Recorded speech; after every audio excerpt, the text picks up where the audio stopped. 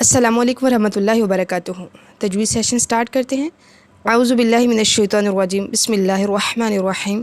رب اشرح لی صدری ویسر لی امری واحلل عقدۃ من لسانی یفقہوا قولی رب یسر ولا تعسر وتمم بالخیر۔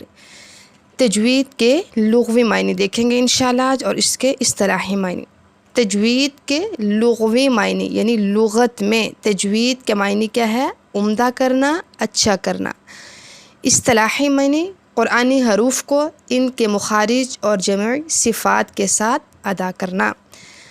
اکثر بڑی غلطیاں حروف کے مخارج اور صفات درست نہ ہونے کی وجہ سے ہوتی ہیں، اس لیے مخارج اور صفات میں ماہر ہونے کو ہی حقیقت تجوید کہا جاتا ہے، اور لہجہ و خوش آوازی سے پڑھنا ایک محبوب انداز تلاوت ہے، لیکن گا کر پڑھنا جس سے قرآن کا تقدس مجروح ہو جائے یہ جائز نہیں۔ اب تجوید کا موضوع کیا ہے؟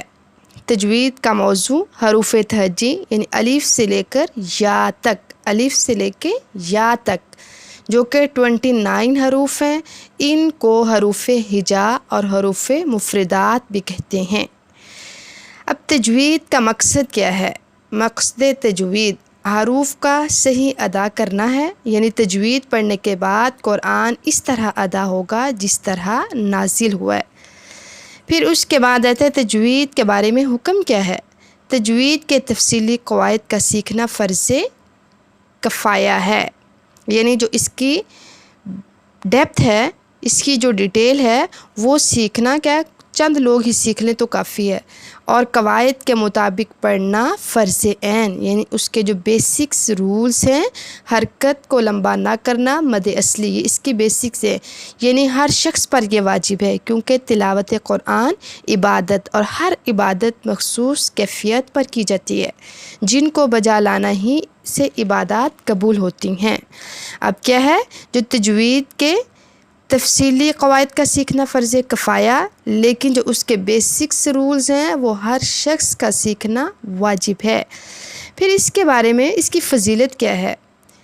یہ علم تمام علوم سے افضل، کیونکہ اس کا تعلق کلام اللہ سے ہے۔ اس کی فضیلت کے بارے میں رسول اللہ صلی اللہ علیہ وسلم نے فرمایا، بے شک اللہ تعالیٰ یہ پسند کرتے ہیں کہ قرآن مجید کو اس طرح پڑھا جائے جس طرح نازل ہوا۔